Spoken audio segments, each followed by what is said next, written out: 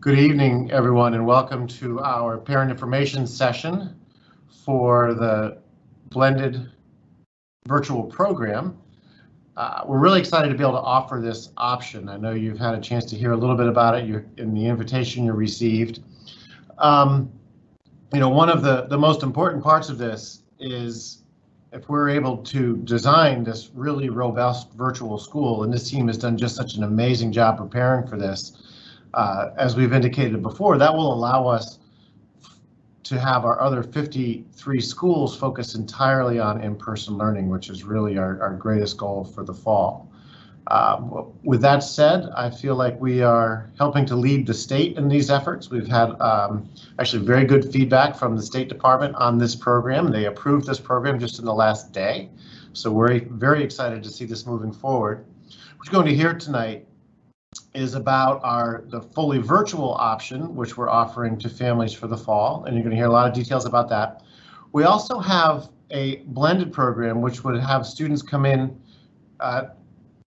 for 1 or 2 days a week and then have the rest of their week be virtual. And then, of course, you have the in-person option, which is what we are setting up for our remaining 53 schools. So you're going to get to hear all the details about that tonight. And so one thing we do ask of you is, it's hard to make a decision about this. It's a lot to think about.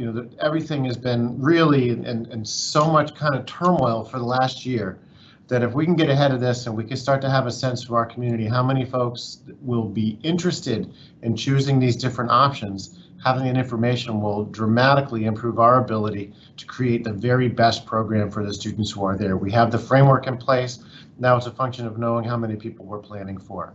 So I'm so glad we have nearly 240 people here already, and I suspect we'll see some more, but at this time I would like to turn it over to our team. Mr. O'Brien, would you like to take it from here? Hi, good evening, everybody. My name is Mike O'Brien. I'm the Executive Director of Middle and High Schools. It is my pleasure to introduce two people who have been instrumental in creating this option for parents and students. First is Rob DeLeva. He's the principal of our Center for Educational Opportunity. Also, Miss Rebecca Pensero, our coordinator of eLearning. I'd like to hand it over to them at this time. Great, thank you, Dr. Bolson and Mr. O'Brien. Good evening, parents and guardians, and welcome to the 2021-2022 Blended Virtual Programs Parent Informational Session. As Mr. O'Brien had mentioned, I'm Rebecca Pensero, coordinator of eLearning, and presenting with me tonight is Mr. Rob DeLeva, the principal at the Alternative Education Center. Good evening, everybody, and you'll be hearing from both Ms. Pensero and I quite a bit, and among others that are here tonight. So to get started, as Dr. Bolson had mentioned, next year we're going to be focusing on our in-person instruction for 53 of our 54 schools, and we'll also be providing a centralized blended virtual learning program at our other 54th school. And that's going to be held at the Center for Educational Opportunity. The chart listed here outlines each of the 3 options that Harford County Public School plans to offer next school year. So in the first column, the traditional school models for students in grades pre-K through 12, which will be in person 5 days a week at your child's districted or home school. Students enrolled in the traditional school program will receive in-person instruction from Harford County Public School teachers, and the traditional program will offer the traditional programs of studies that are offered during a typical school year. The blended virtual in-person program is for students in grades 6 through 12 and will be conducted in a cohort style model, meaning that the students enrolled in this program will attend in-person instruction 2 days a week. They'll complete asynchronous instruction for 2 days a week, and then they'll receive additional academic and student support services the remaining 1 day a week. Students enrolled in the blended in-person program will report to the Center for Educational Opportunities. Students will receive both in-person as well as asynchronous instruction from a Harford County Public Schools certified teacher. Within this program, core academic level courses and limited electives and related arts will be available to students. The blended virtual program from home, which is our last column, or otherwise known as an e-learning program, will be available to students in grades K through 12. This program will be conducted in a virtual setting where students follow a daily bell-to-bell schedule. Students in this program will receive instruction from a certified Harford County Public School teacher as well. Within this program, just as the in-person program, core academic level courses and limited electives and related arts would be available. It's important to note here as well that all three of the options listed here will follow the approved Harford County Public Schools academic calendar. So one of the big questions that we've received is, what is a blended virtual program? So a blended virtual program is defined as, excuse me, a combination of asynchronous and scheduled synchronous teaching and learning, which is provided by a local school system. And as you heard on the previous slide, the scheduled synchronous instruction can happen either in person from option 2 in our blended in-person program, or it can be conducted through a web conferencing tool such as Microsoft Teams from a student's home. So that's what makes it blended, is that there's a combination of the synchronous with some asynchronous work involved, or asynchronous instruction. For the purpose of today's meeting, we're going to focus on the K-12 blended virtual program from home. But we know that after we've presented the information for the in-person blended virtual option, that you may have some additional questions. So if you have any additional questions regarding the blended virtual in-person program for 6 through 12, please contact Mr. Rob DeLeva or Mr. Zach Lovelace at the Center for Educational Opportunity. And I'll leave this slide up just for a minute in case you wanted to jot down their names, their emails, or that phone number to find out more information regarding the in-person blended virtual program. Okay, so for tonight's session, as I mentioned, we're going to focus on the e-learning or the blended virtual program from home for our students in grades K through 12. We've organized our session this evening into 4 main topics: the e-learning program overview, what a typical student day would look like for your child, the student-parent responsibilities, as well as what the application process will be for the e-learning program. We're going to end this evening's session with opening our Q&A dialogue box for you to ask our panel any additional questions that you may have throughout the presentation. Our panel this evening will consist of our elementary and secondary executive directors, Ms. Renee Villarreal and Mr. Mike O'Brien. Our director of secondary schools, Mr. Colin Carr. The Executive Director of Student Services, Mr. Buck Hennigan. The Executive Director of Curriculum, Instruction and Assessment, Dr. Susan Brown. The Director of Special Education, Mr. Mike Thatcher. And the entire blended virtual program administrative staff, which Mr. DeLeva will introduce to you shortly. At this time, I'm going to turn it over to Mr. DeLeva so he can dive a little bit deeper into the logistics around the e-learning program for students in grades K through 12. All right, thank you, Ms. Pensero. So on this slide that you'll see, this is just a very quick glance at all 3 levels of the e-learning blended virtual program for K through 12. So just a couple things with that. The instructional staff for this program, it will be a different staff from our in-person blended virtual program that already exists. They are 2 different programs and they are running concurrently from the same building under one school name. There is an administrative staff for this program as well. The newest addition is to the elementary school, and that is Miss Beth Farver. She will officially begin in that role on April 12, very soon here. Also at the secondary level, assistant principal is Mr. Zach Lovelace. And then working with all levels and components of the program are myself, the coordinator of e-learning, Miss Rebecca Pensero, who's been speaking with you there, our pupil personnel worker, Mr. Joe DiBasilio, and then we also have our community school specialist, Mr. Evan Shawley. As you're looking at this chart, just a couple quick things before we get into the very specifics. Usually at the high school level, we get quite a few questions. You'll see that it is listed there that there are no interscholastic sports, but however, we will at all 3 levels, elementary, middle, and high, we will be offering clubs, activities, social events, PTSA events, and so on. And then another common question that we typically get at the high school level is, what courses will the high school offer? And we will get into that much more specifically in a little bit. But similar to other high schools, we will not be able to offer the exact same course list that every high school does. especially with courses specific to specialized programs like those that you see at the the Global Studies IB program, the Ag Science program up at North Hartford High, SMA at Aberdeen High. I mean, we have so many programs. The IT Oracle program, the new one there at Havre de Grace, Hartford Tech. You have P-Tech at Jobtown. I could go on. There's the specialized programs. We won't be able to offer those specific courses through this e-learning program. From here, though, what we're going to do is we're going to start at the elementary level and see what a typical day would look like there. So when you look at this, it seems there's a lot there, and we'll go through this slowly just to give you an idea of what it is you're looking at. Each level, again, we're starting with the elementary here, they will run the same times that their respective peer schools do within the county.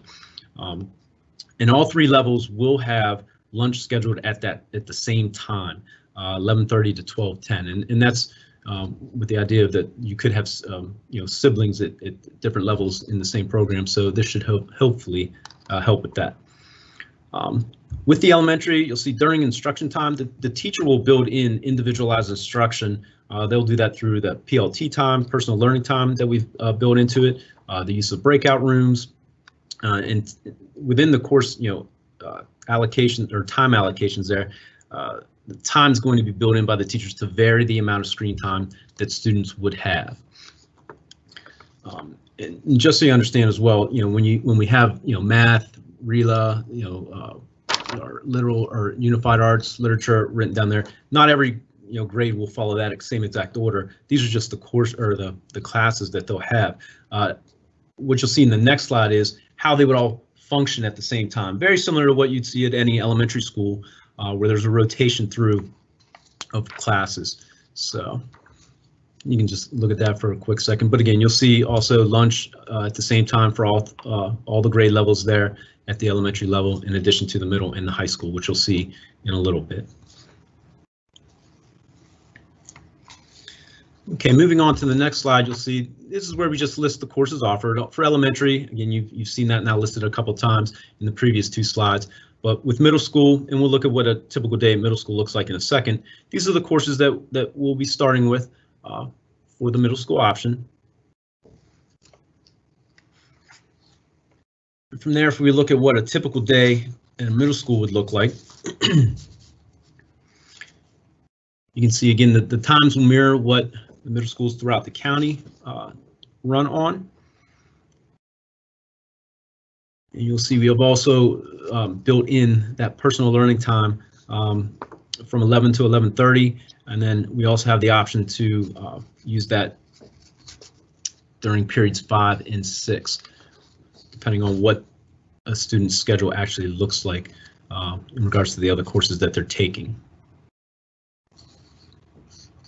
Specials would alternate on a quarter and grade level basis at the middle school level as well.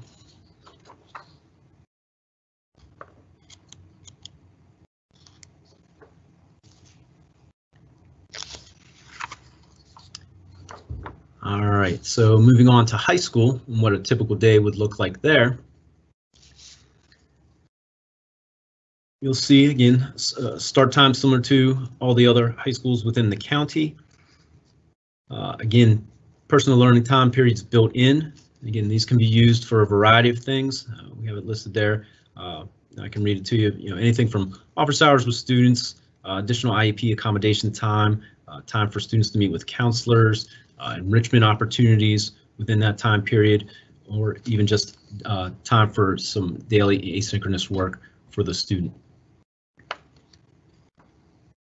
The high school schedule will follow the HCPS AB rotational schedule that all the other high schools run on currently, which would mean Mondays and Wednesdays would be A days, Tuesdays and Thursdays would be B days, and on Friday, that's where there's the rotation of the A and B day. So there'd be a schedule published at the beginning of the school year, and that would be the schedule that would be followed. They are year-long courses, and students in the high school can earn up to 8 credits per year. If they're a senior with us and they've met all their graduation requirements, they will receive a diploma from our school. And students will also, if they meet the requirements, they could also apply for part-time status and also take advantage of the dual enrollment options that we have with HCC. And here's a list of courses that we'll be starting with. And again, I just want to reiterate what I'd said earlier. Similar to other high schools, we're not able to offer the same exact course list that every high school has. And courses specific to the specialized programs that Harford County Public Schools does offer, we're not going to be able to offer those through the e-learning option. Those are specific to those schools and those teachers at those schools. And speaking of teachers, the teachers that we have, they are HCPS teachers. They work in our buildings. So if it's ever a time where you need to meet with your teacher, whether it be virtually or in person, you would actually come to our building and you could meet, have conference with your child's teacher here.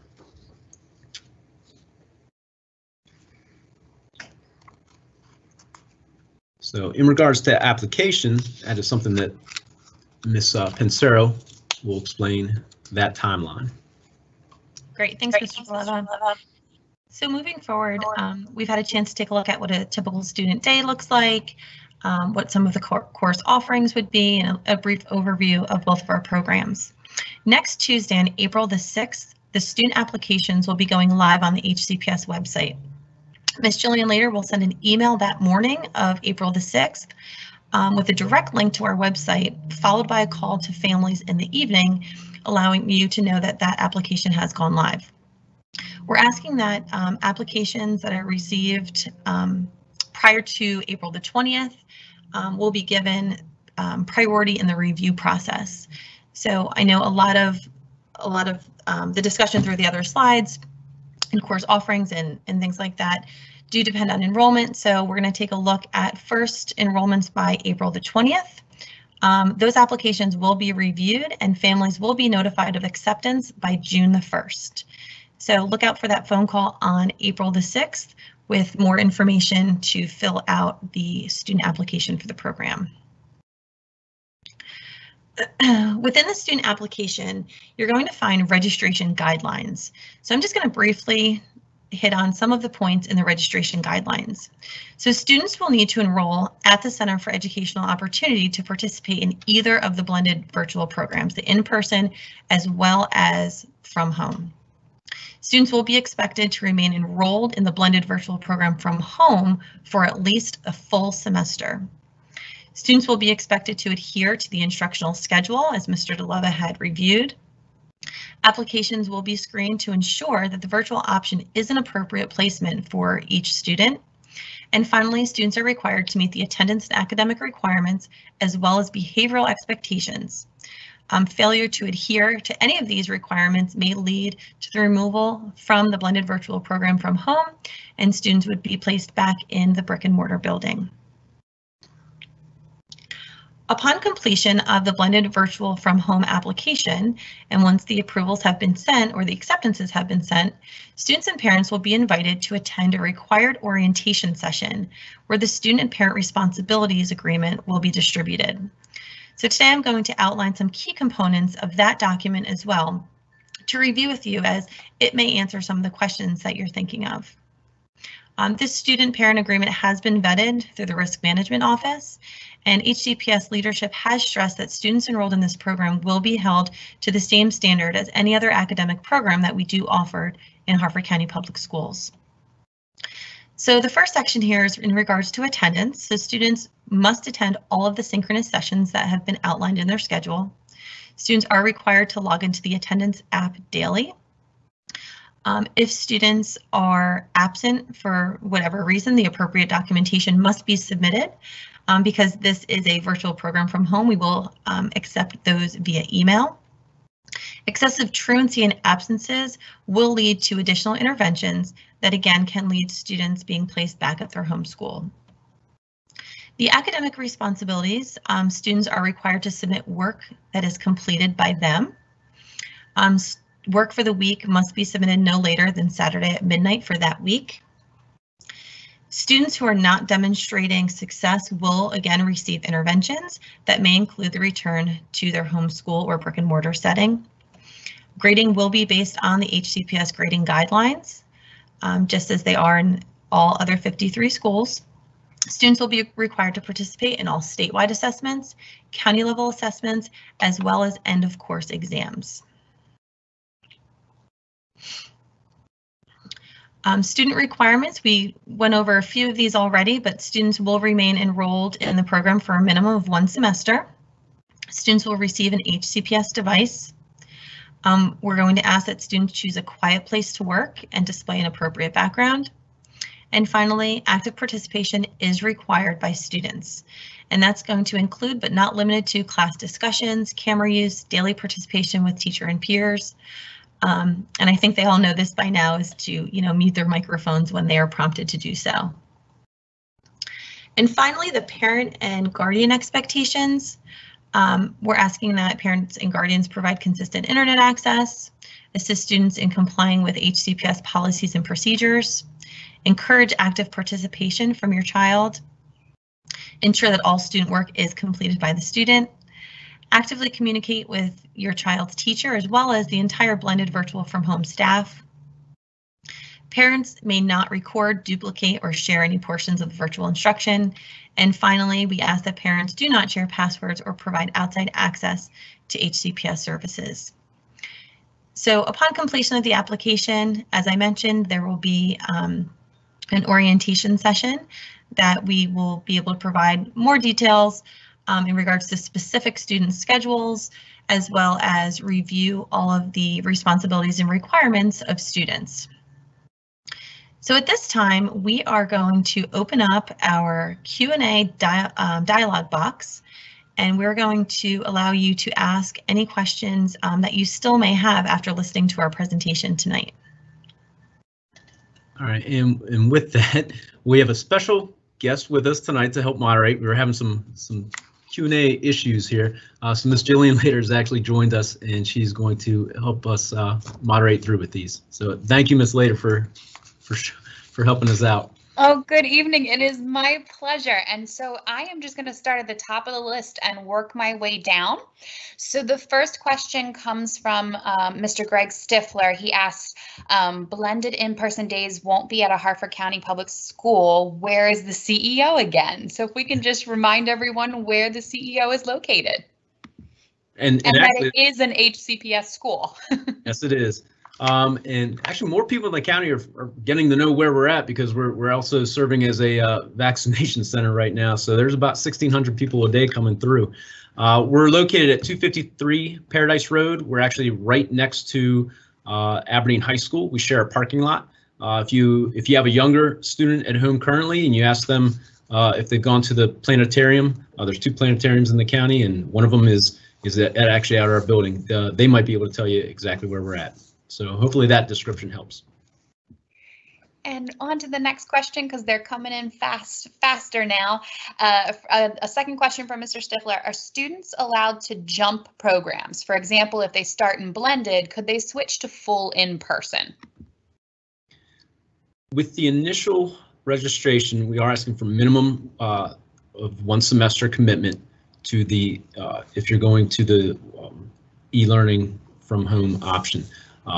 Again, staffing is dependent upon that registration, and we need to make sure that we're adequately staffed. All right, and our next question is about with colleges. Will they know if a student did in-person versus blended or virtual curriculum that someone completed? How do you report that to colleges? In other words, if will it look the same as if they attended in person? It's an HCPS course that will be listed as that. And again, our diploma it'll have our school name on it.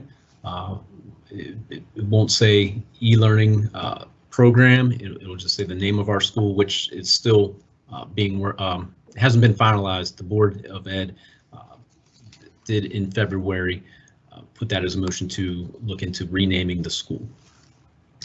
And just to add or to piggyback onto that, all of the curriculum that will be used in all 3 of our options is HCPS curriculum. We are not using an outside vendor.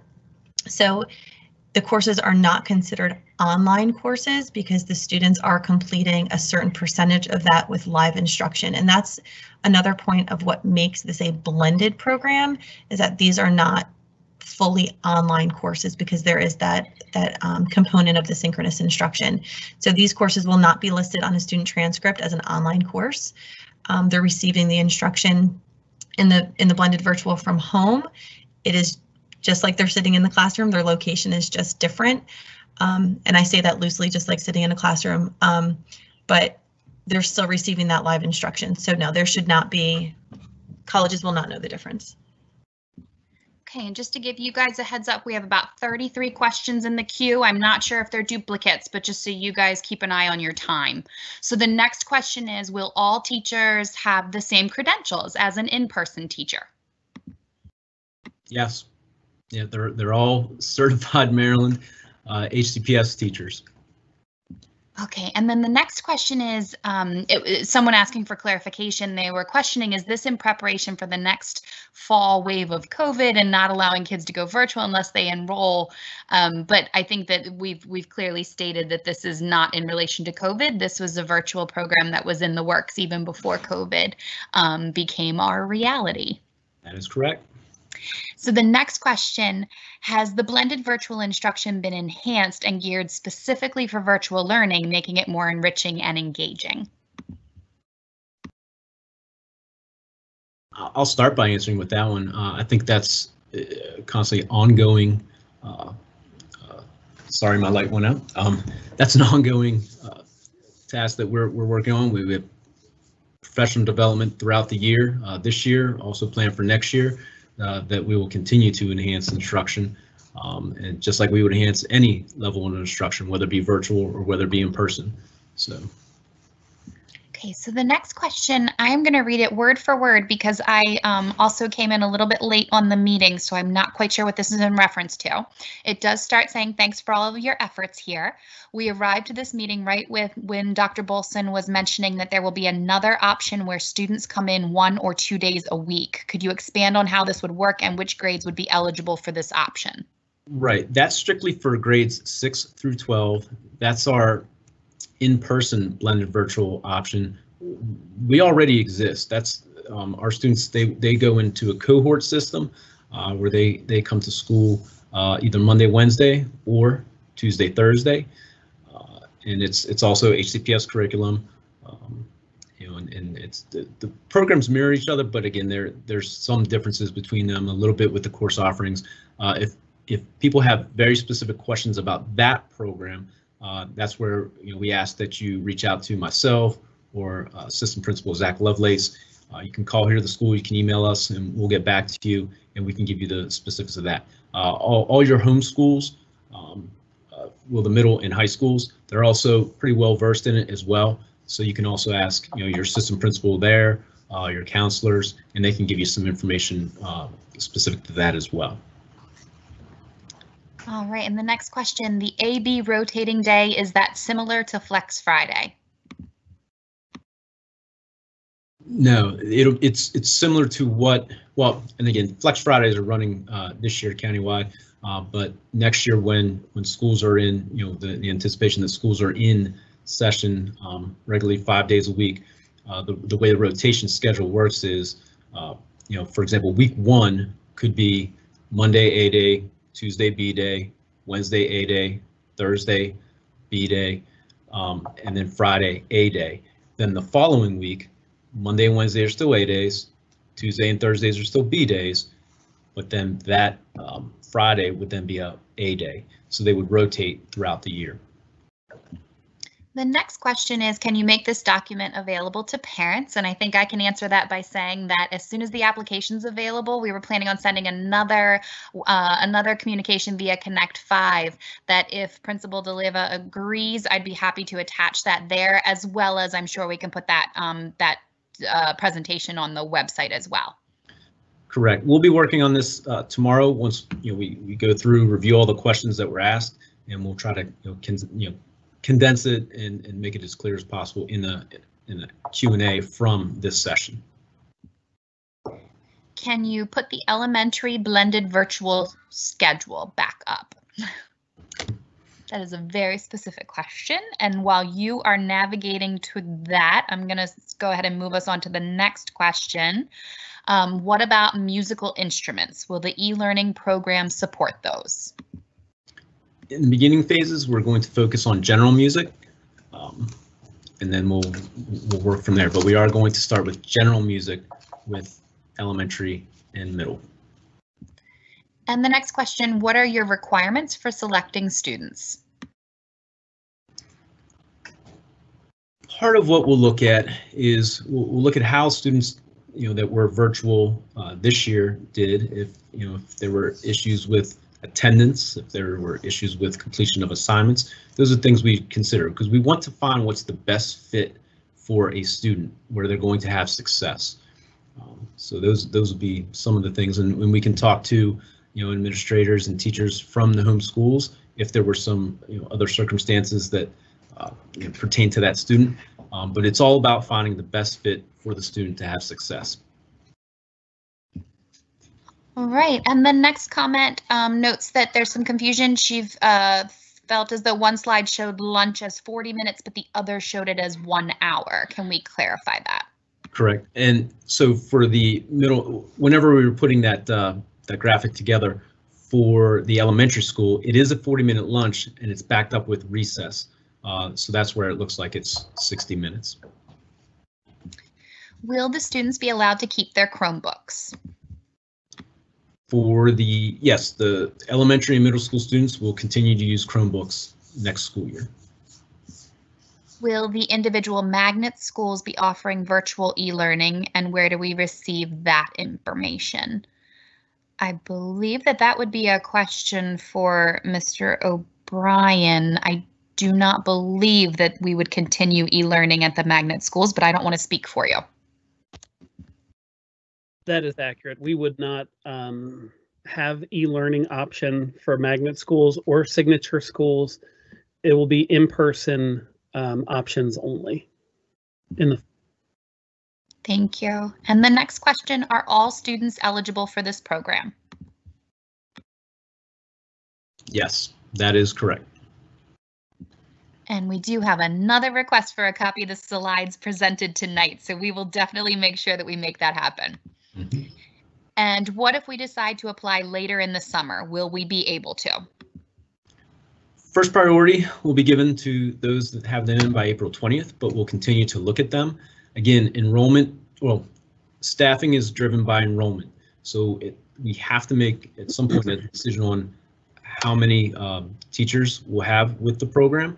So if it gets to the point where it's later and we've exceeded what we're able to accommodate for staffing, then we could create a wait list from there. So if it's something that you're considering and you're serious about registering with, I would encourage you to do so earlier than later, because again, that is how we determine what staffing is actually necessary. All right, we are up to 80 questions, so I'm going to keep trying to push through these. The next question, just to get it read onto record, is, are musical instrument instructions available to high school students? But I think that you've already addressed that question in the answer about instruments. And the next question, if a child is not accepted to the at-home program, where do they study? I'm not quite sure that I follow that, so let me read it one more time and see if you are able to. If we aren't, if the person, it's been anonymously submitted, if you can clarify in a follow-up. The question again is, if a child is not accepted to the at-home program, then where do they study? Is that in reference to if the student's application is not accepted, then what would happen? And my assumption is that student would remain enrolled at their home school? That's how I'm interpreting that as well. Okay. And that's a correct statement to say that they would remain at their home school, correct, Mr. O'Brien and Ms. Villarreal? Yes, that's my understanding as well. Thank you. Yeah, I agree. Thank you, Jillian. Thank you. The next question is, what are the factors that will determine if my child is eligible for this? Which I believe you have gone over. We may get a couple duplicate questions. I apologize that I'm not able to look through them ahead of time. So the next question, so once they complete quarter one, they can go back to in-person at the regular school if I decide to. Semester one. So a semester consists of 2 quarters, first and second quarter. They can reevaluate at that time. And the next question was how many at-home days and online days, which I think you went over. Mm-hmm. And where do we pick up materials for virtual? It would be at our building, so 253 Paradise Road, Aberdeen, Maryland. All right, and then once more we got what qualifies a student for acceptance into the program. So I'm gonna move past that. How many students will be in an elementary classroom? Best practices is we try to keep it at 20 or less. Okay, and then the next question is, can students with special needs attend? And that is correct, yes. We will have special educators on staff, so there will be case managers, just as any other school has. And how is the blended program different from what we have now? Well, with the e-learning blended from home, it will be, we'll put it this way, right now, elementary school students have begun to be able to attend 4 days a week. High school is not too far behind. They will be starting that up April 7th. But in this option, it will be strictly from home the entire time. I think just adding to that, Mr. DeLeva, right now, teachers are still teaching in that hybrid environment. Mm-hmm. So our 53 schools will have students in person only. Teachers will be teaching in person, and then through our blended virtual program, teachers will only be teaching to virtual students. So I'm going to read this next question word for word because I'm not sure if maybe I missed something early on. The question is, what provisions do you have for child with health respiratory issues where in-person is not an option during the pandemic? You mentioned being approved. I just want to clarify. And I can read that again if you need me to. I think, well, the e-learning from home 100% would be a potential option for that student if they're unable to attend in person. Okay, thank you. Can a child with an IEP enrolled in Living Skills program be eligible? Okay, I will let Mr. Thatcher answer that one. Good evening, everybody. While the exact programs weren't designed specifically for students with an intense level of IEP service, any students can certainly apply.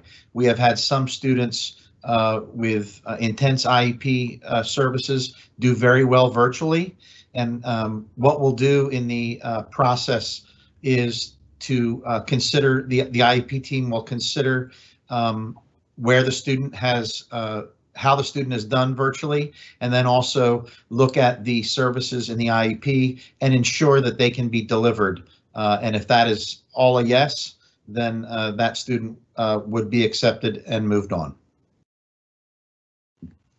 Thank you. And the next question is, how will gifted and talented services be provided? And they specifically note at the elementary level. We're looking to hire a gifted and talented teacher, and they will be the driver of that program. Okay, and then the next question, is the hybrid program just virtual learning, or is it also in person on some days? Maybe this person joined us a little late. Correct. Yeah, it's really not a hybrid program. The e-learning blended virtual program would be where students are receiving virtual instruction from their teachers. It's synchronous, it's scheduled, and those students will be the only students that teacher is teaching to. So they wouldn't be teaching to students in person and at home at the same time. All right, and it looks like we have a question about the name of the school changing.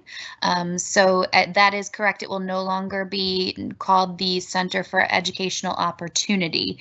And right now that there is an opportunity, the name change was presented at the Board of Ed meeting, so it's out for 60 days of public comment.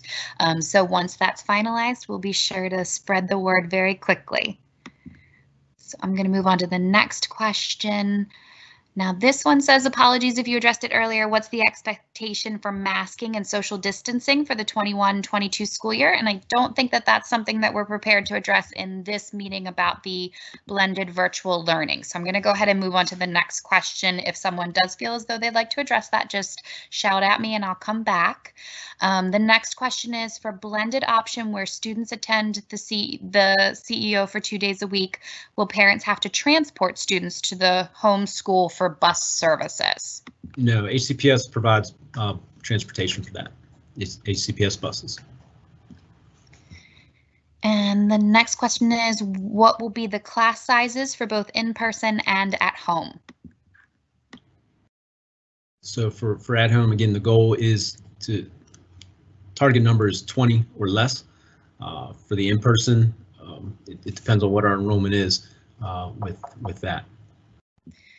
And the next question is, are the kids required to have their camera on at all times?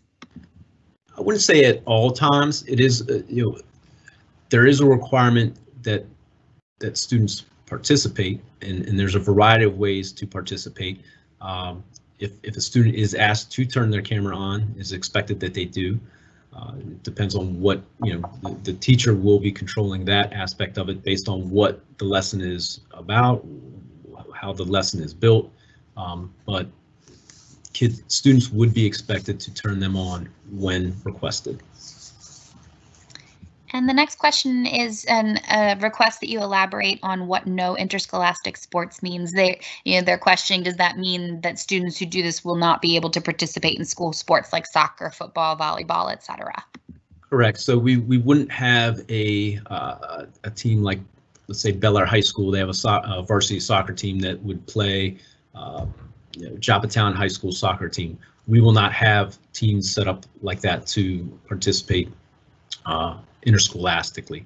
We will offer intramurals within that students can sign up for, and those offerings will vary throughout the year, depending on the weather, depending on what sports what sports the kids show interest in and request that we're able to offer.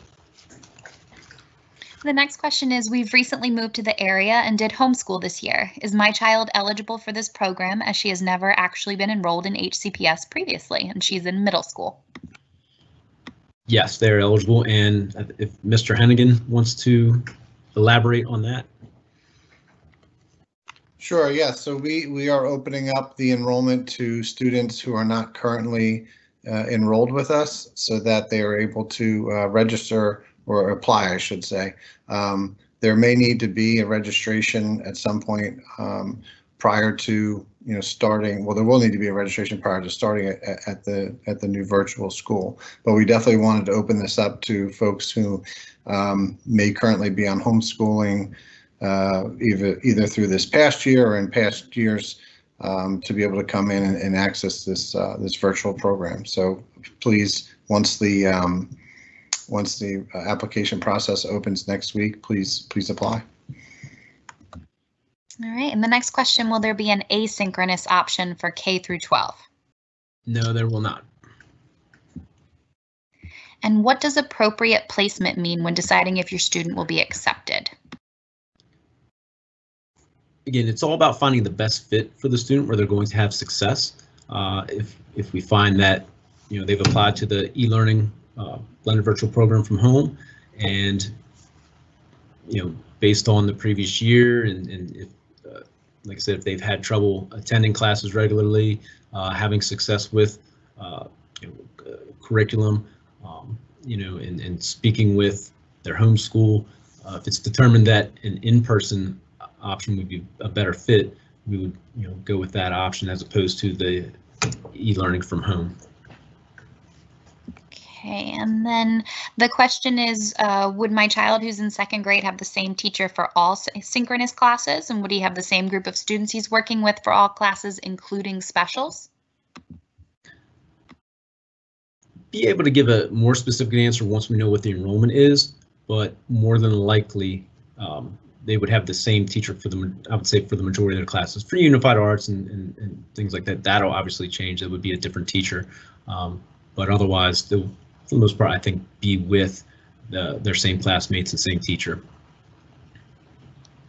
Okay, this is another specific question. Would my 8th grader be able to take a level 1 world language like Spanish 1?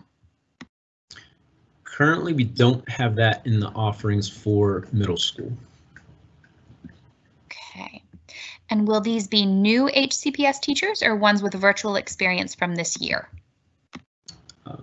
The HCPS teachers with virtual experience from this year. Can they go in person 2 days, then virtual the rest of the week? Not for the eLearning blended virtual program from home. For those who want to stay home, how would standardized testing work? Can this be done from home also? That is a great question. My interpretation of state requirements would be students would have to physically come in and they would take the test being proctored by our exams in an HCPS building. And we have one more question again about, will this whole presentation be available later? Yes. And can a blended student participate in sports at his or her home school? My answer, I believe that would be incorrect. It would be a no, because they would be enrolled at our school. I was just going to say your home school is this school, so it's definitely a mindset change for all of us in the community. Are students still able to graduate off of stage? Not quite sure. You would still have a so in other words, would you have an in-person graduation? Yes, we would plan to have an in-person graduation. And what are the challenges to virtual learning that have been noted from the 2021 school year? I think that might be a question also that might be for a different venue, unless you'd like to address that. I think student engagement is, I think, probably one of the biggest ones, and that's something that, you know, our teachers are continuously looking for ways to get more of, to get the students involved, not just with the teacher, but with each other within a class. So that's something that we will definitely continue to focus on going into next year. Okay. If your child completes 1 quarter in this program, can they then go to in-person learning at their school? I think you've discussed that as well. And okay. If a student chooses the full-time in-person learning and their school closes due to COVID concerns, will they be switched over to virtual as they did this past year and remain with their home school?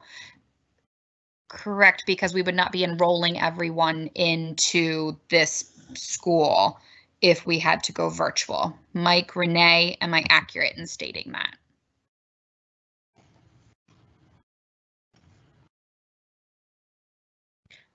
Yeah, Jillian, this is Renee. I think you're right. I think, Mr. O'Brien, you agree too?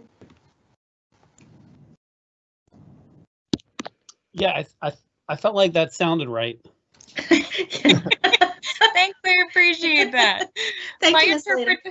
My interpretation of that was if for some reason schools had to be shut down due to COVID next year, I believe the parent was asking if we would then enroll everyone in this program, which of course I don't believe that would be feasible, but that we would do the virtual learning and they would remain enrolled at their home school. Okay, the next question, are the same advanced and AP courses offered for virtual? At this time, the list of courses that we displayed there for high school is where we will start. And at this time, we do not have AP courses as an option. Okay, and we have someone filling in for their sister, and they want to make sure that they know where she can view this video. And of course, as soon as I get that video link from everybody, I will be sharing it out in as many places as I can. Most definitely the website. We'll send it directly to all families via the email next week, along with the application. So your sister should be able to get it there. And next question, are students provided bus service to the CEO? When they are required to be here, yes. How will differentiated instruction be handled at the elementary school level?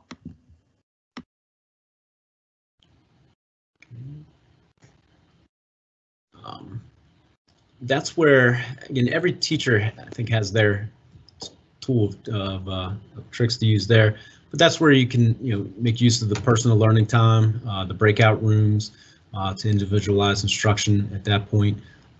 This is where if you have, a co-teacher or if you're team teaching, these are also ways to differentiate and individualize to whether it be small group, individual, large group instruction. Okay. I don't follow this question, so I'm going to read it word for word so that hopefully you do. If not, hopefully we can ask for some clarification.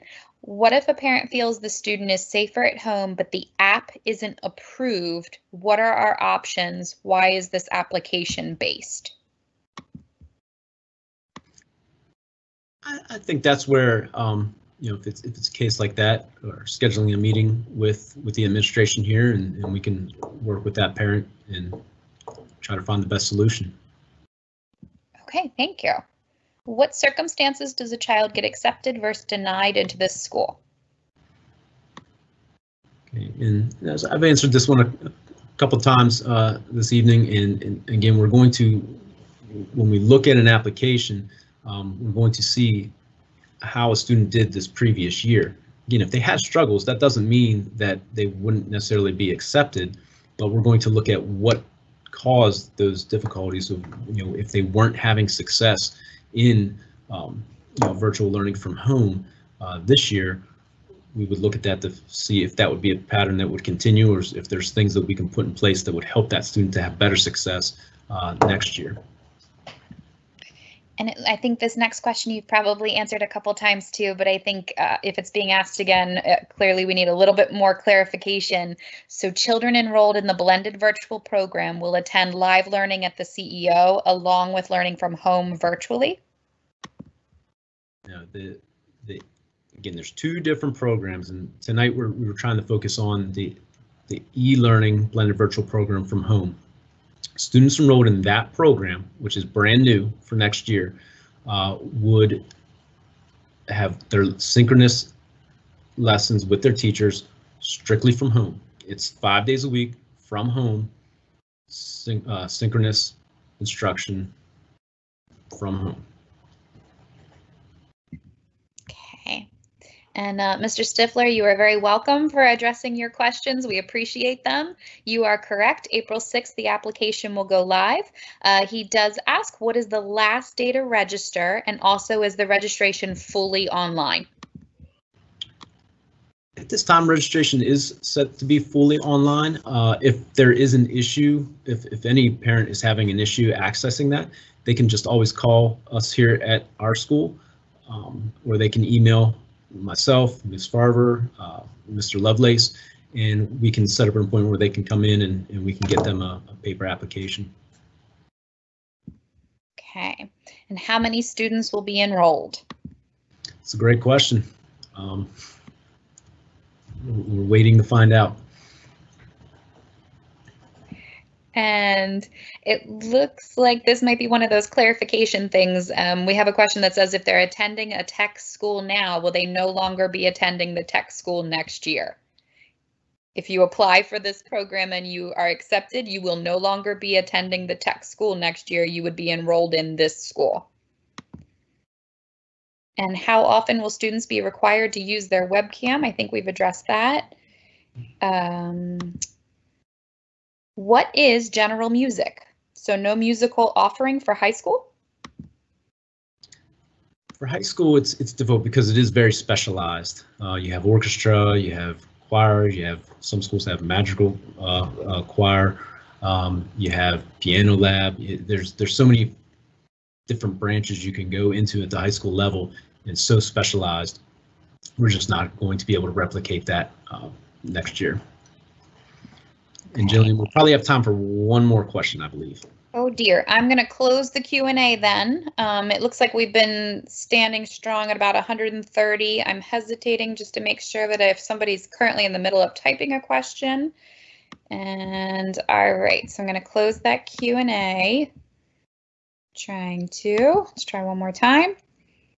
The next, let me see, the next question is again in reference to AP classes, which I think that you've already addressed.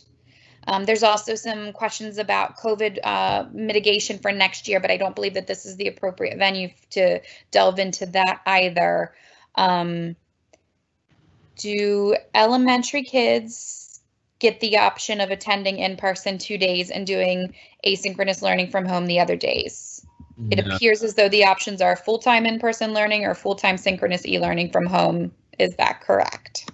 Correct. The K through 5 option is strictly the e-learning from home. Okay. Do we have time for another one? Can we squeeze another one in? Yeah, one more. Okay. Some of these are duplicates, so I'm trying to get a new question. How do high school students choose electives, or are there elective choices?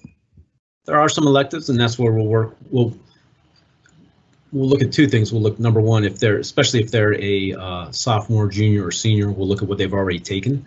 But regardless, either way, they would work with their guidance counselor to put together a schedule. All right, one more. We have 2 minutes. We can do it. Sure. How will this impact my middle schooler's ability to later apply for a magnet program, specifically meeting math requirements for science and math academy? I don't believe that would have an impact there. Again, we're offering the courses that middle schools offer. I know for now we have up to Algebra 1 for the middle school option. And I think we've got, this one's a little bit different. How will social interaction be encouraged in a virtual environment? There's a lot of answers to that, and that's where the teacher's creativity comes into play. Luckily, we've had opportunity to speak to quite a few teachers that are interested in continuing this teaching model, and we've heard many, like I said, great suggestions of how they've been incorporating that into their classrooms. So to give you a list of those, it would be kind of tough in the little bit of time we have, but that is something that the teachers will take control of on the daily basis within the lessons. You know, and you can throw in, you know, we'll have, you know, the morning announcements, we'll have you know, things set up for students, whether it be in person, virtually, to again encourage the social aspect of everything. Okay, and we have one last question about my child did pretty well in person and virtual, but we prefer for her to stay virtual. Should we still apply? That's a parent decision. You know, you have to decide what's best for your child. If you need to talk through it with somebody at school, I would encourage you to, you know, talk to your homeschool's teacher, counselor, administration. You're more than welcome to contact us to get more detail, and we'll help you make the best decision possible. Mr. DeLeva, that puts us right at 7 p.m. Okay.